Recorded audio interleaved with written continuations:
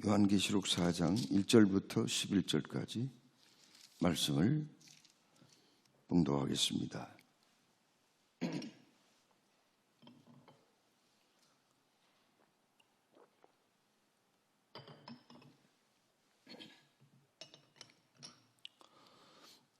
이 일 후에 내가 보니 하늘에 열린 문이 있는데 내가 들은 바 처음에 내게 말하던 나팔 소리 같은 그 음성이 이르되 이리로 올라오라. 그 후에 마땅히 일어날 일들을 내가 네게 보이리라 하시더라.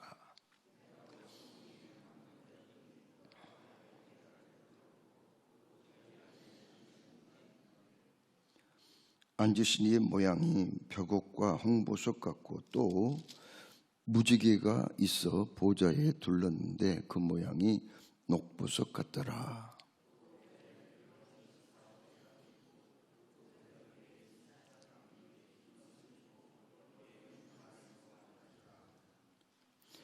보좌로부터 번개와 음성과 우레소리가 나고 보좌 앞에 켠 등불 7이 있으니 이는 하나님의 7 영이라.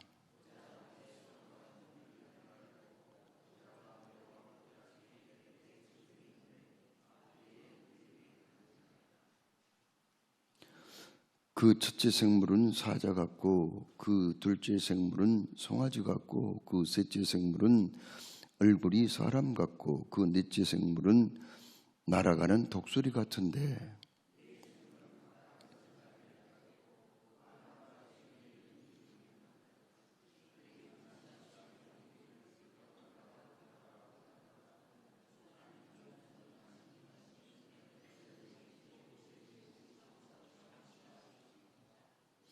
그 생물들이 보좌에 앉으사 쇠셋으로 살아계신 이에게 영광과 존귀와 감사를 돌릴 때에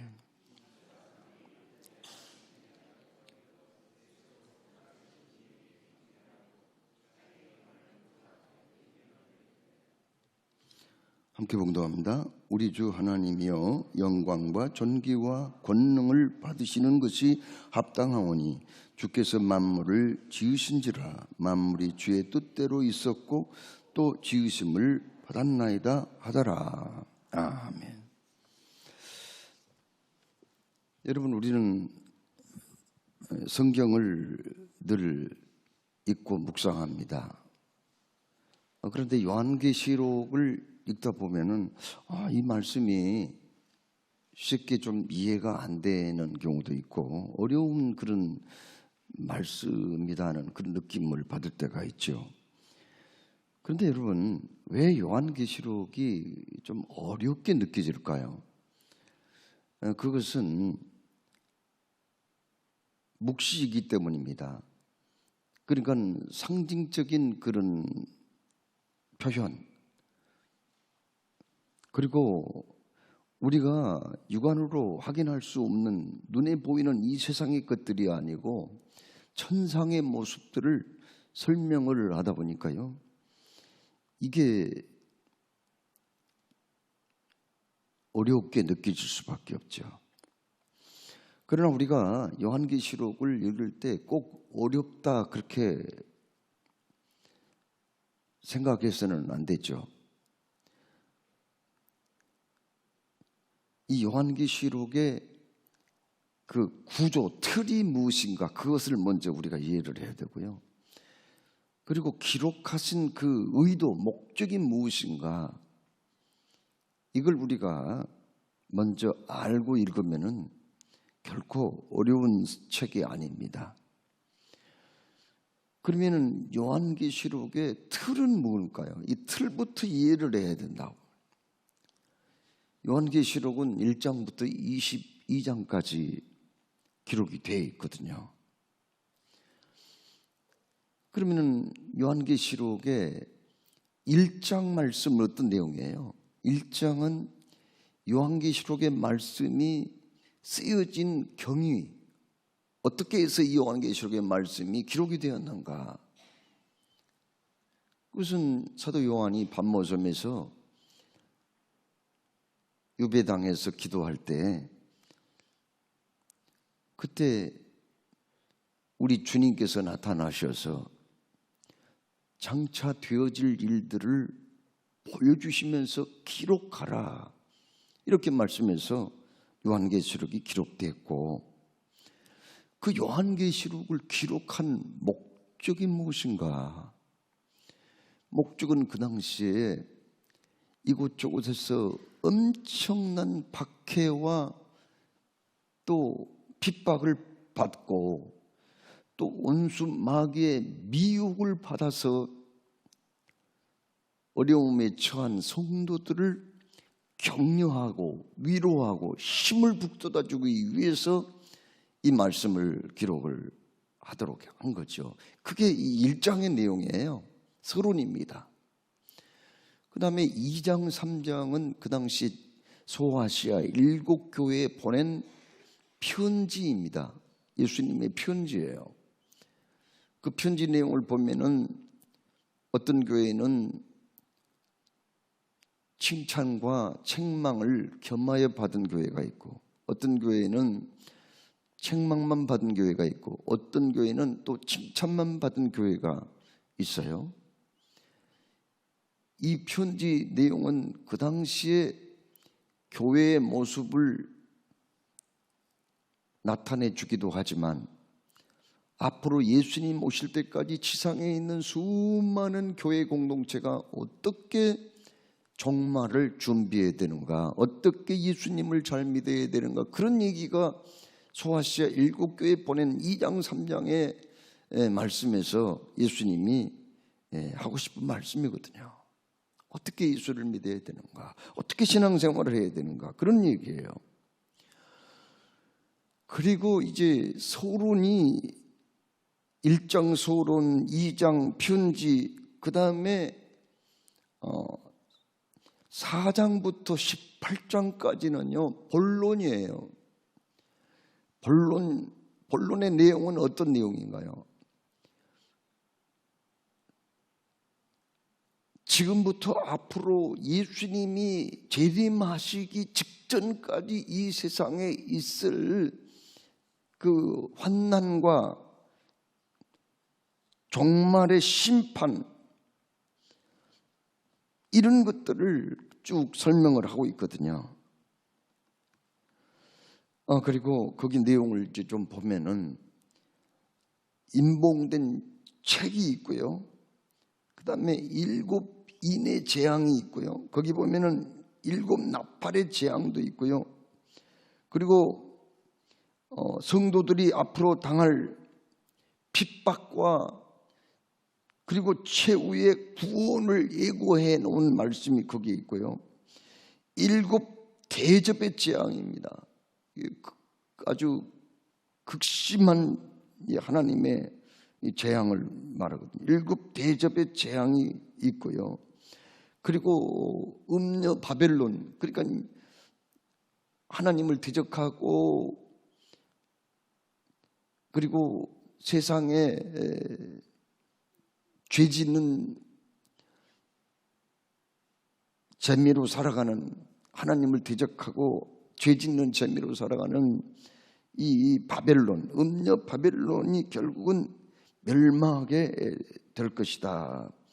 뭐 이런 내용입니다. 그런 내용이에요. 그러니까 하나님이 내리실 재앙과 심판 그리고 멸망에 대한 말씀이 줄을 이루는 거죠. 요한계시록에 4장부터 18장까지. 그 다음에 이제 19장부터 20장, 22장까지는 어떤 내용입니까? 예수님이 이제 재림하시고 마지막 이제 백보자에서 심판하신 장면들, 그리고 이제 우리 예수 믿는 사람들이 들어가 살게 될 새 하늘과 새 땅, 새 예루살렘 성은 어떻게 생겼는가, 거기에 대한 그 모습을 쭉 미리서 우리가 알 수 있도록 설명을 해놓고 있습니다. 그러면 오늘 우리가 봉독한 4장 말씀은 어떤 내용입니까? 이제 하나님이 천지 만물 그리고 이 인생들을 이제 심판을 하시게 되는데 그 하나님의 모습을 하나님의 모습을 우리에게 보여주고 계세요. 1절 말씀에 그렇게 말씀했죠. 하늘문이 있는데 내가 들은 바 처음에 내게 말하던 나팔소리 같은 그 음성이 이르되 이리로 올라와라. 그 후에 마땅히 일어날 일들을 내가 네게 보이리라. 이렇게 말씀을 하세요. 그랬더니 사도 요한이 성령에 감동되어 하늘 보좌를 감동되었더니 보라 하늘에 보좌를 베풀었고 그 보좌 위에 앉으신 이가 있었다 하는 겁니다. 심판의 주님이 거기에 앉아 있습니다. 3절에 앉으신 이의 모습은 벽옥과 같고, 벽옥은 아주 진귀한 보석이죠. 벽옥과 홍보석 다 보석입니다. 천국에 있는 보석이에요. 보석과 같고 또 무지개가 있어 보좌에 둘렸는데, 무지개는 주의 영광을 나타내는 거죠. 그 모양이 녹보석 같더라. 보석의 비유를 했습니다. 어떻게 그 모습을 적당하게 어떻게 표현하기가 어려워요. 이 천국의 모습은 요한이 한 번도 본 적이 없어요. 그 이전에는요. 그래서 그거 봤더니 너무 영광스러운 모습, 거룩한 모습인데 어떻게 인간의 언어로 다 어휘가 부족한 거예요. 말이 부족해요. 그 모습을 정확하게 표현하기가 너무 부족해요.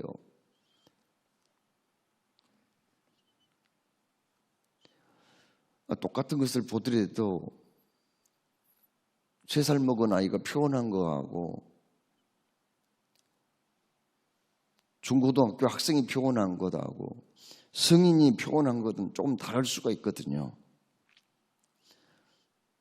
아무튼 성령의 감동으로 기록은 했지만 그 주님의 영광의 보좌를 인간의 언어로 적절하게 정확하게 표현하기 어려워요. 그래서 지금 보석들을 들춰내면서 앉으신 이의 모양이 벽옥과 홍보석 같고 또 무지개가 있어 보좌에 둘렀는데 그 모양이 녹보석 같더라. 이렇게 표현을 합니다. 자, 여러분, 이 세상은요, 하나님이 지으신 세상은 우리가 알아야 할 것은 사람이 살고 있는 이 세계가 있습니다. 사람이 살고 있는 세계만 있는 게 아니에요. 그 다음에 또 어떤 세계가 있어요? 사람이 살고 있는 세계 말고 또 해와 달과 별이 있는 세계가 또 있어요. 그렇죠. 해와 달과 별이 있는 세계. 우리 사람이 다 가보지 못했어요. 거기를 어떻게 갑니까? 은하계만 해도 수천억 개의 별이 있는데 거기를 어떻게 다 가보겠어요?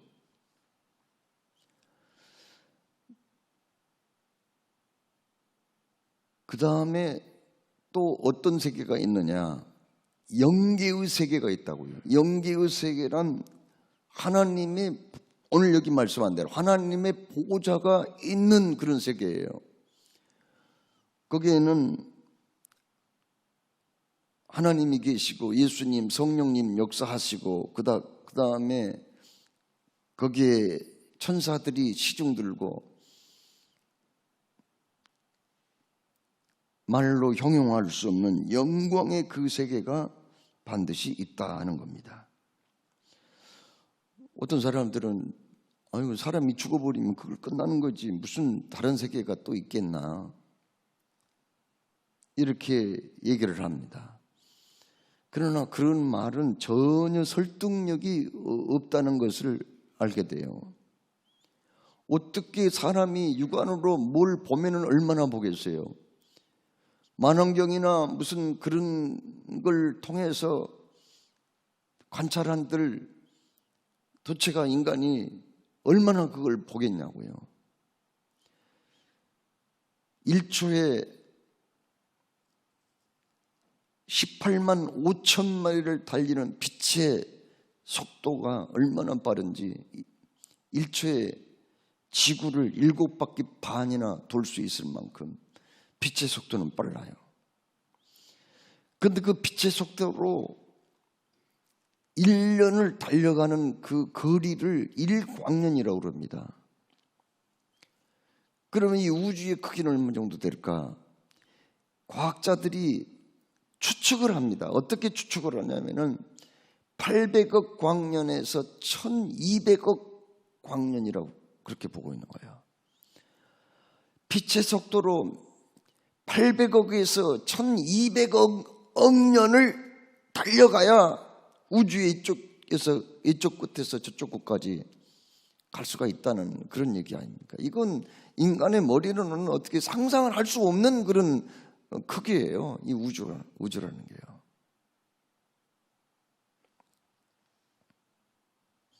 우리가 살고 있는 이 지구는 거기에 돌멩이 하나 정도밖에 안 되는 거예요. 이건요. 널려지는 들판에 돌멩이 하나 정도도 안 돼요.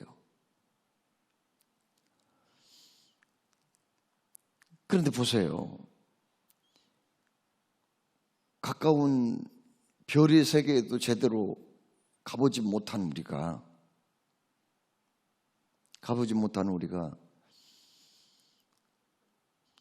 어떻게 그냥 하나님의 보좌가 없다, 하나님의 나라 영계 세계가 없다, 이렇게 단순하게 얘기를 할 수가 있느냐 그 말이죠.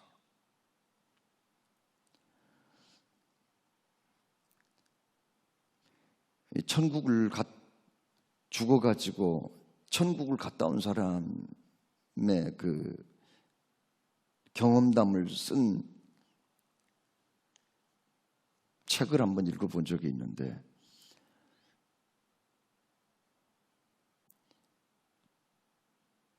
자기 영혼이 육체에서 빠져나가지고 엄청나게 빠른 속도로 가더라는 거예요.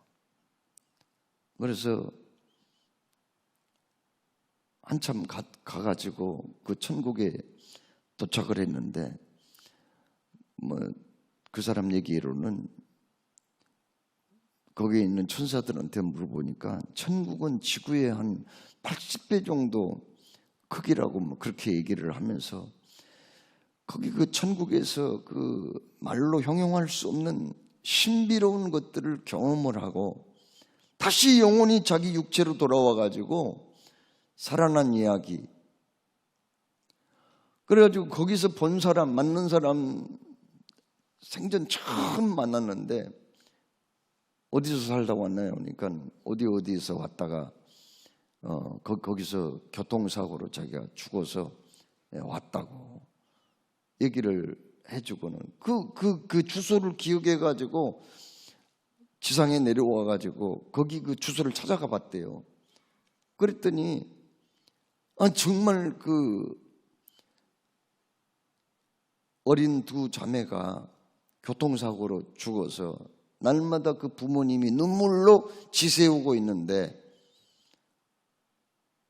밤을 지새우고 있는데, 내가 천국 갔다고 하면서 이름이 당신 딸들의 이름이 이런 이름 아닙니까 하고 이제 얘기를 해줬더니 깜짝 놀라버린 거예요. 그동안 너무 슬픔만 했던 부모가 큰 위로를 받았다는 그런 내용이에요. 그걸 100% 성경이 아닌 이상 그게 그런 간증책을 얼마나 우리가 받아들여야 되는가 하는 건 그건 의문인데, 아무튼 천상의 세계가 반드시 있다는 거, 이걸 사도 요한이 계시를 통해서 보고 여기에 기록을 한 겁니다. 4절 말씀에 보호자에 둘려 24 보좌가 있고 그 보좌 위에 24 장로들이 흰 옷을 입고 머리에는 금관을 쓰고 앉았더라. 여기 24 장로는 어떤 사람들일까요? 이 사람들은 구약의 12지파잖아요. 구약의 하나님의 백성들 12지파. 신약에는 예수님의 제자가 몇 명이에요? 12명이죠. 그러면은 24명입니다.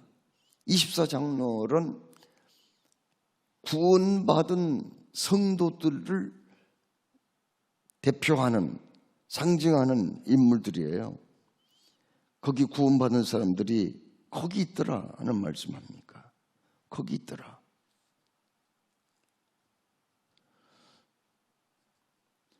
또 보좌로부터 번개와 음성과 우레소리가 나고 보좌 앞에 켠 등불 7이 있으니 이는 하나님의 7영이라. 여기 7영이라는 말은 개수를 얘기하는 게 아니라 완전 숫자 7영, 성령을 의미하죠.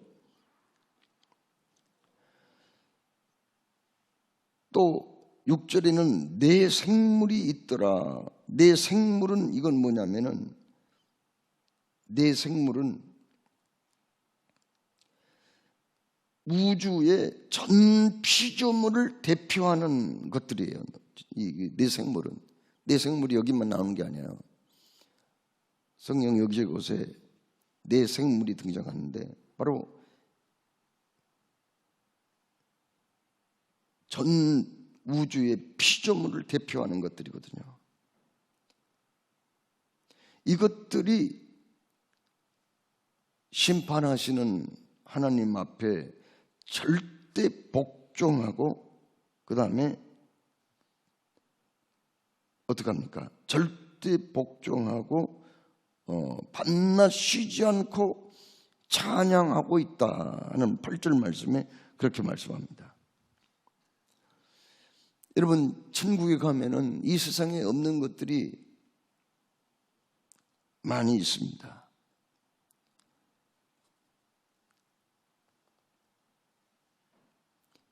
이 세상에 있는 것들이 없기도 하고 없는 것들이 있기도 하는데 천국에 가면은 이 세상에는 없는 것들이 무엇입니까?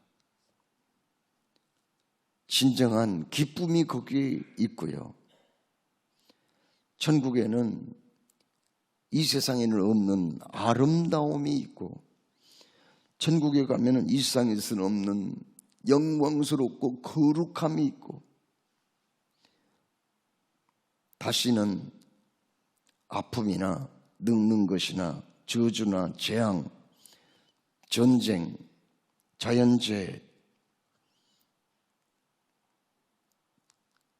두려움의 상징인 바다, 죽음, 이별이 없다고 말씀했거든요.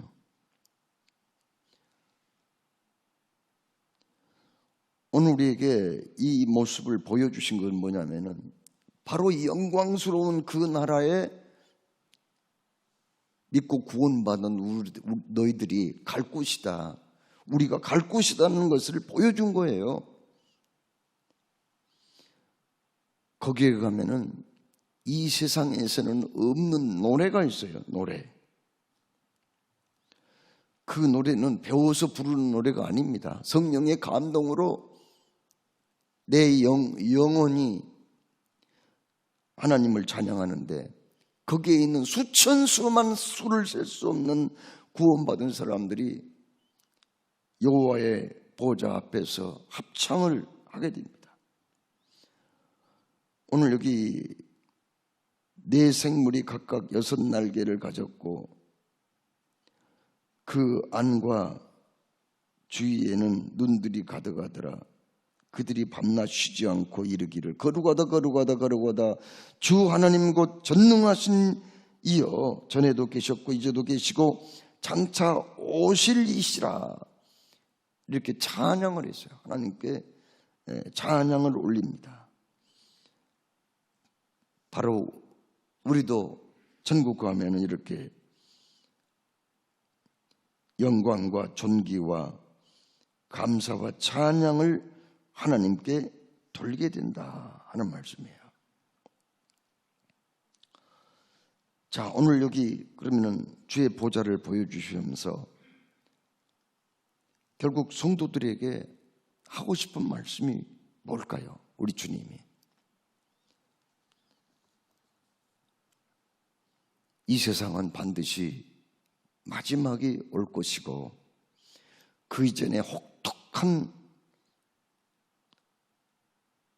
환난과 재앙도 있을 것이고, 그리고 결국 믿지 않는 자들은 백보자 심판대 앞에 서게 되겠지만 구원받은 너희들은 영광의 그 나라에 들어가게 되리라.